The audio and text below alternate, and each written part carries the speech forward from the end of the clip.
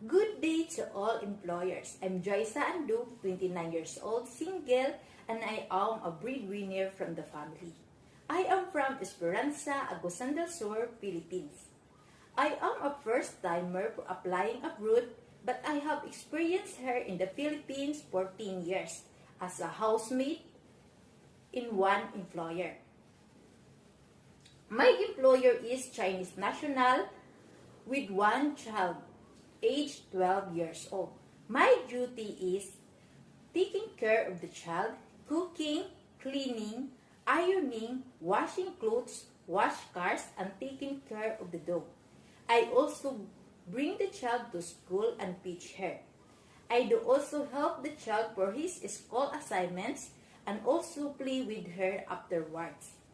If you heard me, Mom, I promise to do my best to take good care of your family, especially of your children.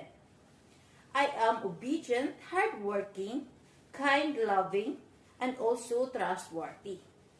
I am passionately dedicated to my work, Mom, and also I promise to finish my contract. Thank you, Mom, and hope to see you soon. God bless.